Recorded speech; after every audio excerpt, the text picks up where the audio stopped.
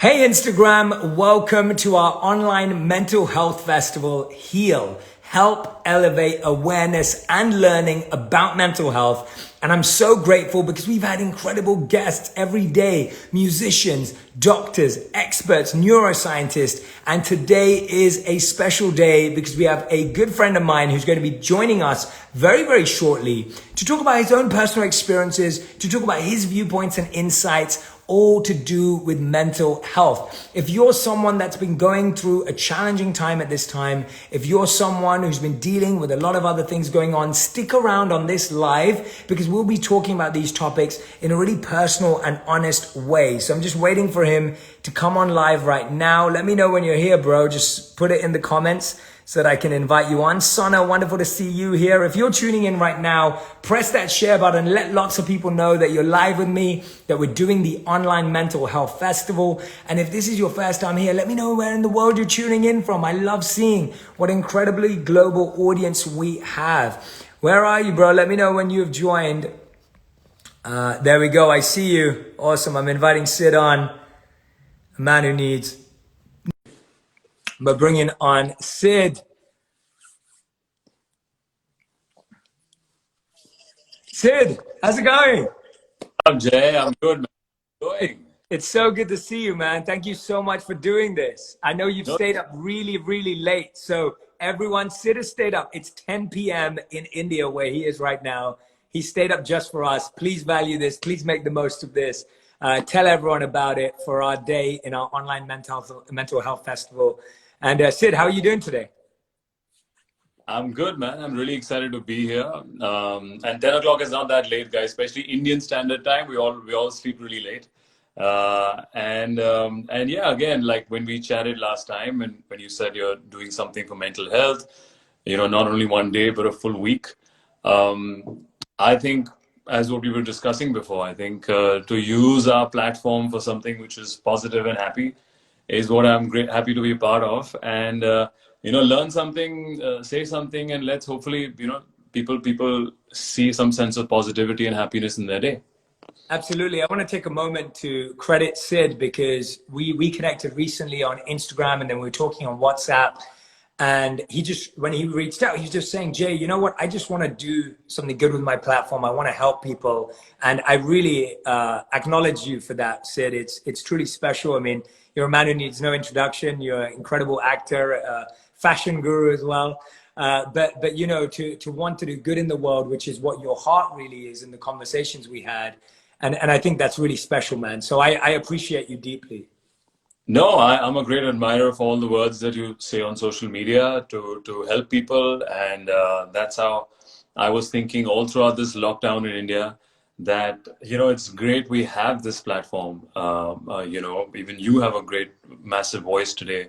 I have it all thanks to the work over the years. So I feel it's somewhat our duty to kind of at least have an attempt to give something positive, especially in today's day and age, man. Today hate is selling so much, and no one's spared. I remember you and I talking about it. Like, even you get stuff which is there. I mean, actors for sure, I think we have far more easy target, and being criticized is a part of our job at times. Like, of course, some people like something, some people don't. But when they get personal, or when it's become a trend to say use your anonymity on being anonymous on social media and just say anything on the comment section, it's sad. So I think here's my attempt with so much of yours to give something out positive on this universe of social media. Yeah, I love that, man. Everything you've just shared so far has already been so insightful. Tell us about, I know there's one topic we really wanted to dive in together. And I think it's really important that we dive into it together. You know, you're born and raised in India. You work in India primarily. I'm born and That raised was, in London. Uh, that was Sorry? my mom. So excited in the middle. My mom's calling us while we are live. That's I love that. she's like, That's it. Hello, mom. she would probably check with me. Are you? Like, yes, mom. It's in the same device. I'm live. So anyway, sorry. He was. No, that's fine. That's fine. Hello, mom. Hello, auntie. Yeah. I just I was just saying, Sid, that, for both of us being in the South Asian community, we were talking a lot about how the South Asian community struggles sometimes with talking about mental health. And I hear that too, whether it's in comments or people who message me on, DM or whatever it may be. And it's tough in the South Asian community to talk about mental health because often we expect ourselves and each other to have it all together and kind of have a perfect life. Tell us about some of the things you've noticed or observed in that area and that you think would be useful to people listening today. Well, I grew up in a middle class Punjabi household in New Delhi, and which is the northern part of India. And there, I feel we anyways struggle with communicating, especially men. I would say, especially with our fathers. As I grew up, there is a kind of a stigma to not talk about if they're not feeling well, or are they stressed about something. They feel it's a sign of weakness to talk about it, and I think it festers from us just putting so much pressure on our kids in our lives. Like we feel like, oh my God, like as soon as a child is born, we need to do everything which is useful. Everything has to go to a direction of either making a lot of money or getting married, whether you're a man or a woman. And you have no other space to be weak. You have no space to be saying that I'm not feeling up and about today. Why? Come on, go to school or go to your college. So I grew up in a household just like that with me and my elder brother. And it took me, I think, in my mid 20s when I did come to Bombay when I was 21, 22, to actually tell my dad, like, we kept having conversations for the first 6, 8 months. And we used to always end it on just a simple bye, very, very courteous. But, and after a year, I started really missing family and, you're by yourself here. And I told my dad, I said, okay, dad, love you, bye. And it was just silence, and he just kept the phone down. He was just awkward. And I'm Arey yaar, come on. I said it's normal. Then I have to go to Delhi next time and make him sit down on that sofa and have a chat with him about why do we not say I love you to each other in the end, whether it's you and mom, me and you. And I realized that it's just culturally we're lacking a sense of training, or like nobody's taught us when we were growing up. Nobody's taught us to talk about our issues because it's considered weak, and which is completely wrong, because as soon as I got out of the house, I realized what real life really hits you. Like, I didn't know anybody in Bombay. I was lucky enough to meet friends who let me stay at their houses. We were barely making enough money to go to auditions and do other stuff. And that's where what I learned in the last, say, 13, 14 years, I wish someone would have told me when I was growing up in my teens, or when I just about, I even feel it should happen in schools, man. But I mean, that's a separate together. But it has to break. I think conversations like these, or people now talking about it far more openly in today's day and age, is changing.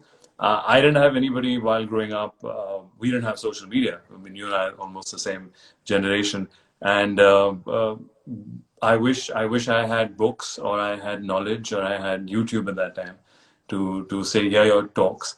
And I feel today I'm more at ease talking about anxiety, which I mean, we are the most volatile profession in the world. Being an actor in any field, on stage or in movies or on television, is never constant. There's always so many ups and downs, and sometimes people think that we have it all and we have it easy. But I've lived most of my life not being an actor, at least for the first 26, 27 years. And now I've lived the past few years. It's oddly today is actually it's been 8 years almost by tomorrow that I became an actor. So No, first congratulations, man. it's been 8 years. So yeah, it's only been 8 years, and I feel that's what I feel. I think there is so much to talk about in terms of handling anxiety. I think we need to know that it happens to everyone. I think anyone who's saying he's never felt anxious or felt low, they're just lying to themselves and to others, and they're just pretending, and it's sad because they feel they can't talk to other people. I think one needs to change that. But I felt, especially like one of your I think chats, which was talking about like if you're wearing somebody else's clothes, if you're living somebody else's life, it's difficult. It's claustrophobic, and I think that's what I see my friends and family sometimes going through in other parts of society, or even say us per se as actors, we have to put up a persona, at times, and it can get exhausting. And it kind of took me this many years to realize it's okay to not be in a great mood all the time. I'm not saying be outright rude, but I'm like, I need to take that half an hour and contemplate before I go and meet people, or it's when I'm shooting, or it's when I have to deal with something that's not gone my way. So I feel, especially being an actor, it's about dealing with failures. It's still working after seeing failures. It's a lot to do with failures. It's not hardly in any actor's lifetime that they would say that they've always had it their way. Everybody has phases. So I think that's where my expertise would come in today, is just to tell people that they're not alone, and everyone has their days, and failure doesn't it's never the end of the world. I don't think anyone's very few unlucky ones really have to go through those situations that one act or that one particular day would define the rest of their lives. I think we put too much pressure on ourselves, and we need to start teaching our kids to deal with emotions and talk about things, as opposed to always telling them that don't talk about it. It's weak. You just have to concentrate.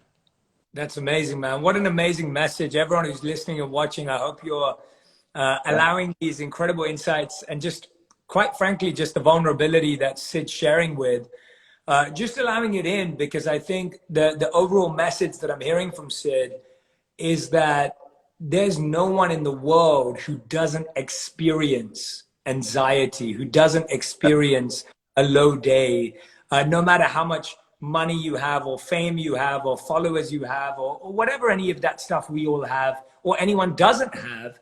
That doesn't change that human emotion of feeling. And I think sometimes we're programmed to believe that when we get to that next stage, when I get that award, when I get that job, when I get that promotion, then somehow this will all disappear. But that's not true. Everyone at all stages in their career, in their relationships, will experience this.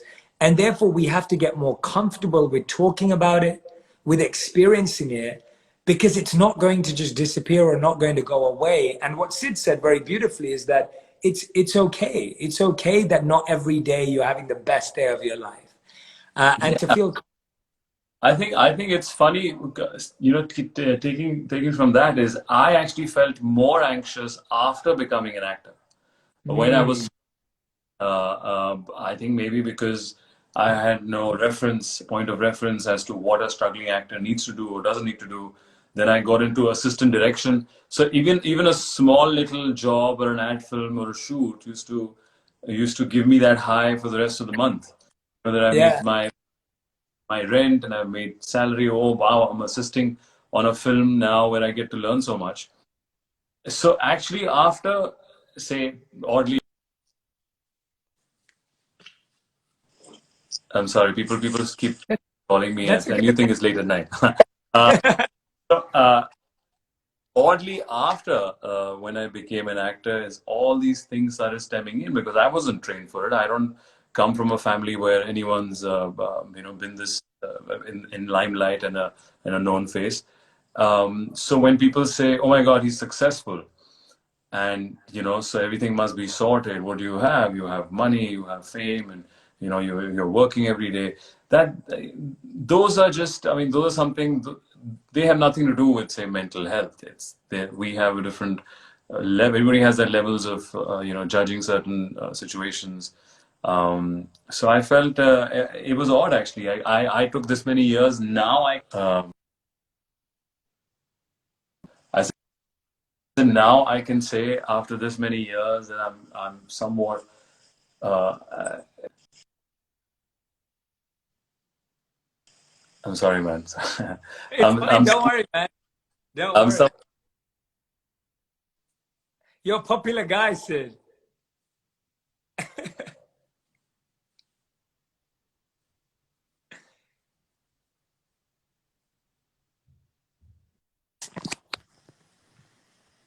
Sid, I was Oh, saying can you you're see a me? popular guy.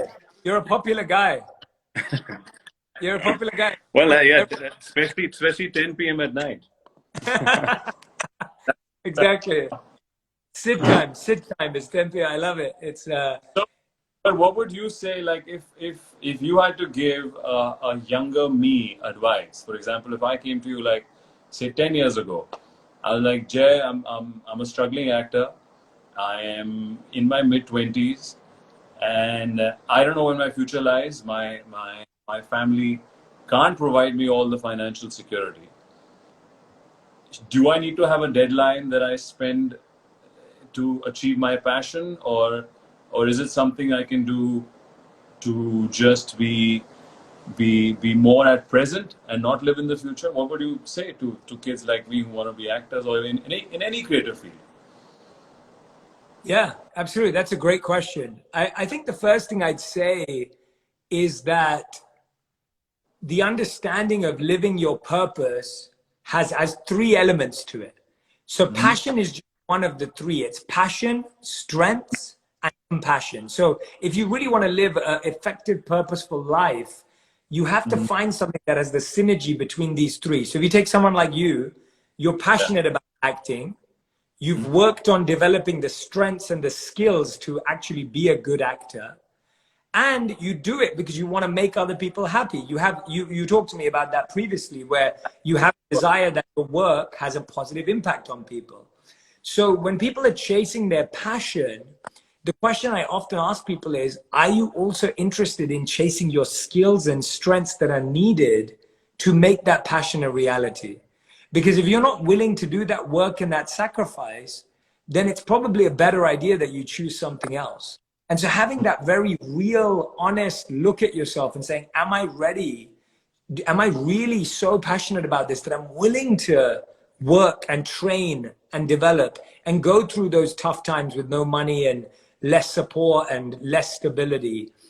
And you have to be okay with that in your mind first before you experience it. At the same time, what I would suggest to a lot of young people is that now's the time to invest in your mental health. Don't wait till something goes wrong or something bad happens in your family or in your life before you start to switch to it. So ask yourself right now, are you taking care of your mental health?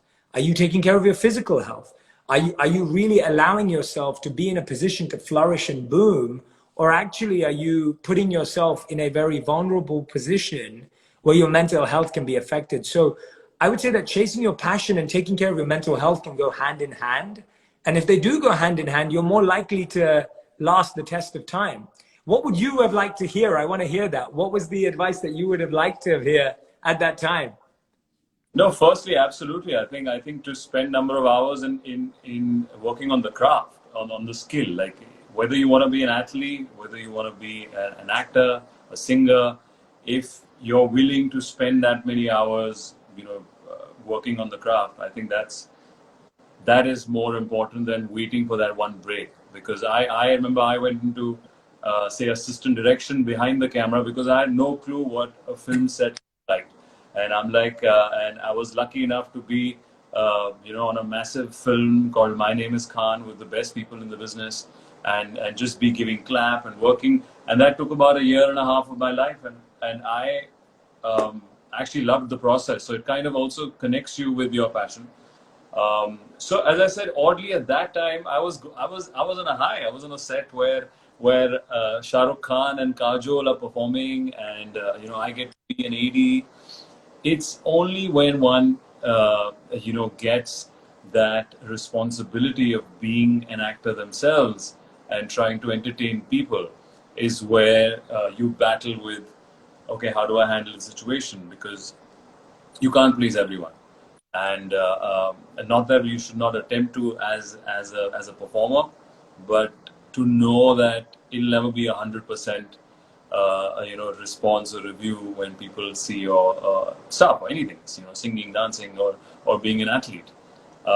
So I felt if a younger me would have gotten just I don't know. It's tough to articulate what it would just be somebody from that field, or somebody from just telling you that it's this the next day that you feel is like the end of everything, or this audition is the be all and end all. It's not. Life life will give you not a second chance, but I think you can't. It's doing no good to put all that focus or Yes. think that, oh my God, if it doesn't work, because you get into a negative zone. I used to get into a very anxious, negative zone, like, oh my God, if this doesn't work out, and I would start thinking about Yeah. that weekend, 10 Yeah. days before, and I kind of missed out my 10 days. I could have done something else. I could have done something more productive with those 10 days. But the anxiety of building it up, before those Yeah. 10 days, oh my God, it's on the 10th. Okay, I'm on the first of the week, first of the month. Oh my God. But it wasn't productive. I wish somebody would have No. told me a productive way to use those 10 days pre to any big event of your life. Yeah. That has never helped anyone. And I used to be, sweating in a bunch of and nervous, and we still are. All actors are. I think all actors till date, when our movies release, there's an immense amount of anxiety that come in. I've spoken to senior actors, whether you're working for 10 years or 20 years or 25 years. So I think you can't change that situation, but one can only change themselves. And yeah, I would be looking for that practical advice for those Yeah. 10 days before my exam, match, performance, Yeah. whatever you. Yeah. I think it's really important you said that, because one of the things that I've done is I've realized that every time I do something new, or I have a new launch or a new interview or a new meeting, or like, I was nervous before I spoke to you the first time. It's like, and that's a good thing. Like, I like that. And I've trained my mind to recognize that that's actually excitement, that there is a sense of excitement in that nervousness. And that if you start to look for that excitement, then actually you start to realize, oh, wait a minute, I am nervous and anxious, but there's a part of me that's also very excited and like, I'm going to discover something new.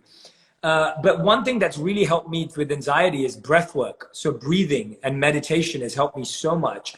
And, obviously in Indian culture, meditation and prayer is a huge part of your life young.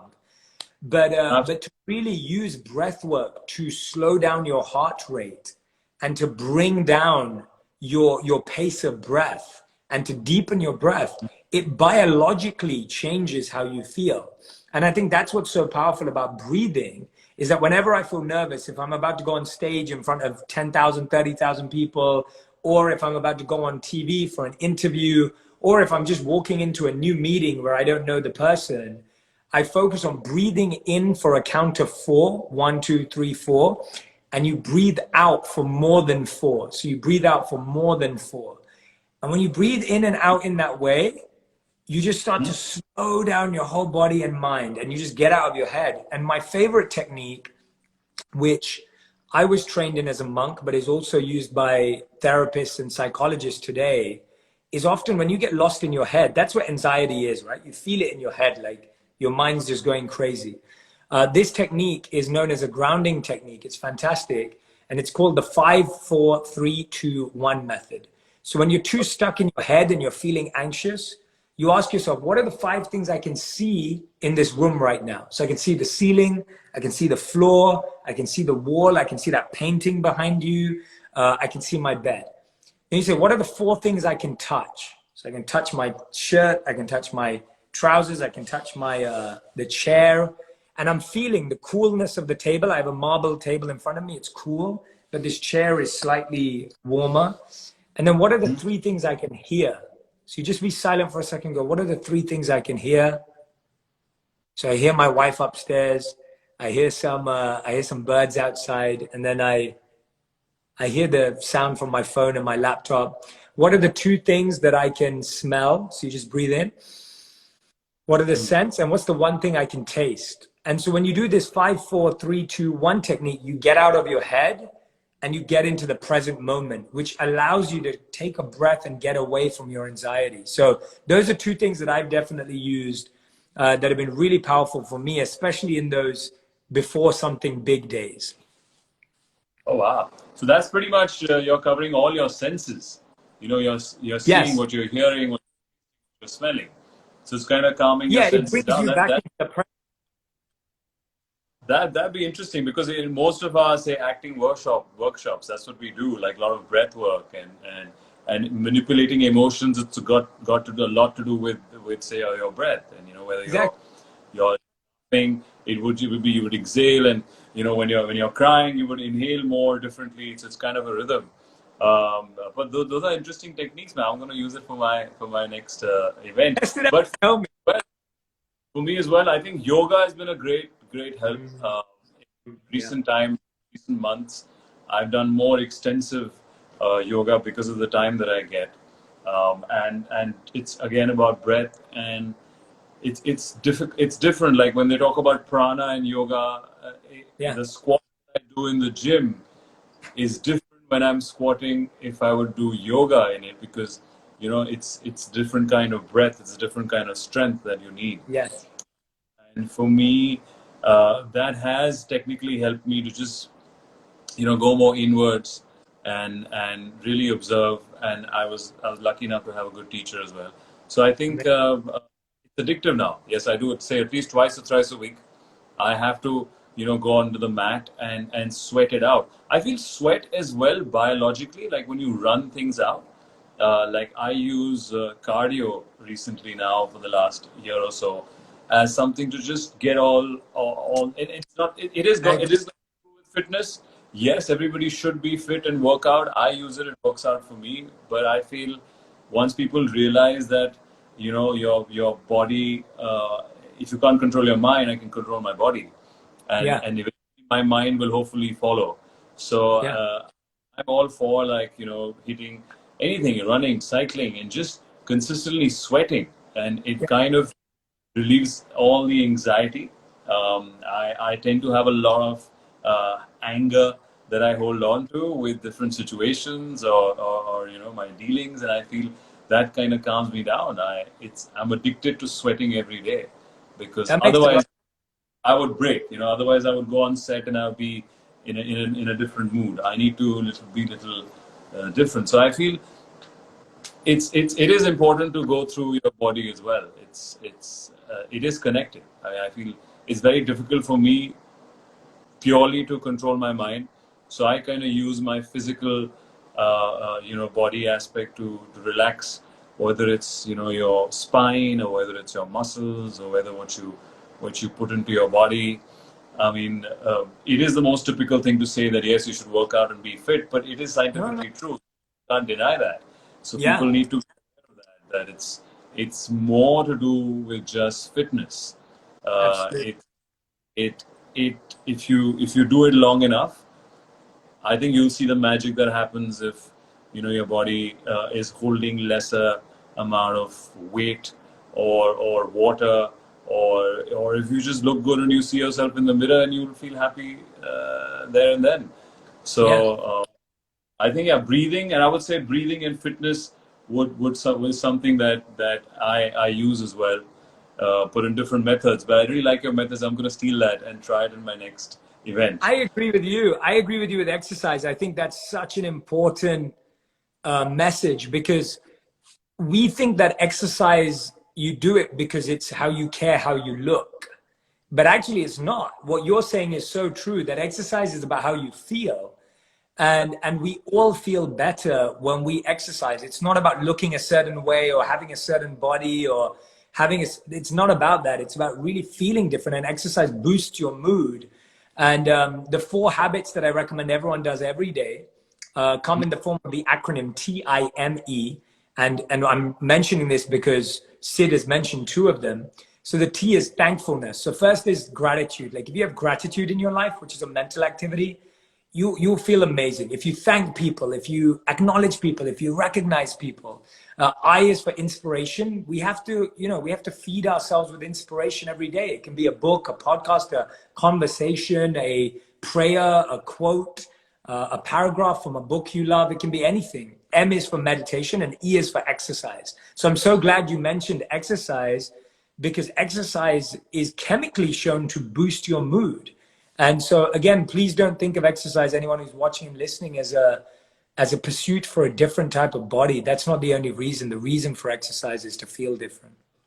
People don't do it because they get lazy, or they feel it's effort to try and fit into their clothes or something which is more stylish. But no, I think you could be any shape or size, but you must predominantly sweat it out. Yeah. I think Yeah. once you I love get warmed, it will release some kind of hormones. It's going to relax you, and the benefit would be that you look and feel healthier. So I think that. But talking about gratitude, it's funny. Again, when I saw this about a decade ago, when I read somewhere through a friend of mine to just have a gratitude journal. To pinpoint things that you're grateful for, and that worked really well for me in my early years of being an actor. Even today I do it lesser now. I would say I have to go back, but I would say I would thank for the simplest and the smallest thing, like thank you for a great workout today, thank you for this amazing meal. I'm really thankful. Like today would be, I'm really happy that I'm speaking to you on this platform. So and I feel, and I used to do it before sleeping. Yeah. So right bedtime, and that used to really ground me before I go into sleep, and kind of take all that positivity of the day and have better sleep. Which again I feel is of people when you're anxious. I've heard of people who find it very difficult to sleep long hours, and I've experienced it myself when I'm extremely anxious about one particular event or a day. I would have broken sleep, and I think that's something that is detrimental to your next day.